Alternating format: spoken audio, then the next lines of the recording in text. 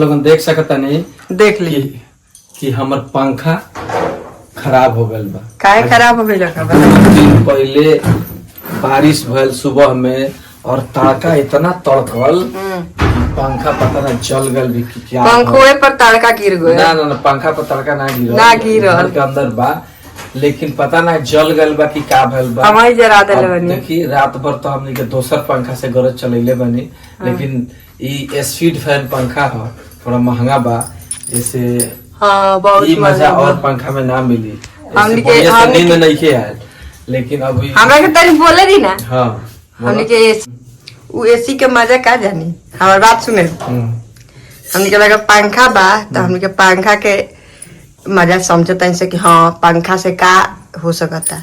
जेकरा लगे कूलर बा उ कूलर के आनंद लेता। हमनी के लगे उहो नहीं के, हमनी के लगे बस ई ऊपर वाला आ एगो नीचे वाला दूगो पंखा बा। ना ना तो सुनी ना, हाँ। सुनी तो हमनी के ओकर नइखे पता तो उ अच्छा बा। नइखे पता जौन चीज ना पता। हमार बात सुनी, रउआ हो पर जंगला पर एगो पर्दा नहीं लगवा सकत, एसी नहीं लगवा सकत तो हाँ तू लग जाई। हैं? पहले जौन काम कर 2 दिन से हम ई पंखा से हम एकदम जल रहल बानी लेकिन वो नहीं बनवा। सुनी हमार बात सुनी। हाँ ओकरा बाद रउआ हमरा साथे ऊपर एगो लगवा देम त कितना अच्छा वीडियो बनावे में लगी। देखी कितना केंगा लाइटिंग आवत है। लगवा देते नहीं, कहिया अंदर से लगवा दी कि बाहर से? ना अंदर से पर्दा लगवा दी ठीक। आ ओकरा बाद का करी ओके, बंद कर दी। टीवी के खोलवा के हे साइड में करवा दी, आई अलमारी हे साइड में करवा दी ठीक। कि पर्दा ही लगा के हमनी के वीडियो बनावल। ठीक बा ठीक बा ठीक बा। वीडियो बनावे ला जगह नहीं ठीक के बा, जरूरत है। ठीक बा। हाँ बिल्कुल। ओकरा बाद रुआ चली ऊपर खोले चली। देखा लोगन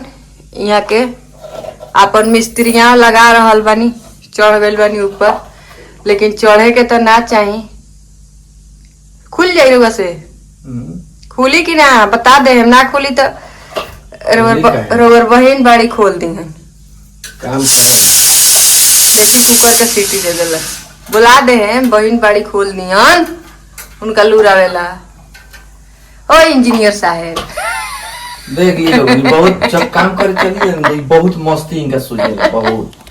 ये हमरा के एकदम हमेशा सोचली कि मस्ती ये में जगह ना तर बस ना होई। अरे हई देखे के बाकी ई जब अगर है जल गल होई नु कथी कंडेंसर कंडेंसर कंडीशनर का जाने कथी को हमरा की जाबा। पंखा के कंडेंसर है दे। हमरा और ताक के हां देखा है देखा जल गइल बा ना। ई अगर जल गल होई नु तो ई लाग जाई।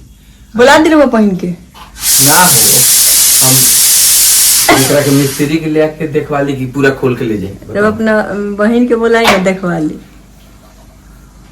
गुस्सा मत दिलो बेटा। अरे बाप रे तनी गुस्सा दिखाई ना। अयो काम करो। अब गुस्सा दिखाई ना ताकि ना है। दिमाग खराब ज्यादा मत कर, तो समझ में नहीं क्या कुछ और वैसा और मत खाली ताकि ना मत कीजिए ना कोई ना। और अपने ऊपर यहाँ का पंखा खोल ले बनी चले ने पूरा इधर पानी मशीन में भर गल। हमारी ये गलती के वजह से हमार इतना दशा भाई देख लोगन पूरा पानी नीचे गिरे लगल आ गिर के पूरा बाहर निकल गए।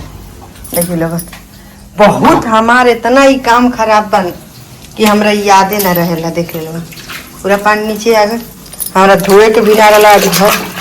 देख लोग का कहतनी हमरा ई काम पर हैं ना कथी आज देखो तो कत कइले बड़ुआ पानी नहीं आता। मरे हम कोई नहीं है। दिमाग काम ना करेला रहे तो उ हम कोई नहीं कोई है। में दूध धोते बुआ दूध 4 घंटा दूध जो चूल्हा पर जलते रही। उ हम कोई नहीं है। इधर के उ रोगा लगा के गए रहनी। हम लगा काम कइले। हां हां आगे गिरल नहीं सब। हां रउआ नु काम करतो नहीं है, जाके पंखा बनवाओ। पंखा बनवावत रहनी है रउआ। हां पंखा बनवावत रहलु तू। रोज तो एगो पंखा ना खुलल हम तो पानी गिरा देनी। इतना बड़का काम कर देनी। हां खूब बतिया तू इतना बड़ा काम कइले पानी गिरा दे। खूब बढ़िया काम कइले। यही काम कइले चलो जब लोग देखत रहे कि बहुत बढ़िया काम कइले बड़ी है। देख ली पानी लगा एमे डाल देनी है आ डाल के चल गनी है ओने। हम थोड़ी ना डालनी है ना पूरा पानी गिर गल तो इल्जाम हमरा पर ठोका देनी। ठीक बा ठीक बा देख ले बा। बहुत बढ़िया। हां हम नहीं कइले। देख ली पानी निकाल के अब धोआ तनी।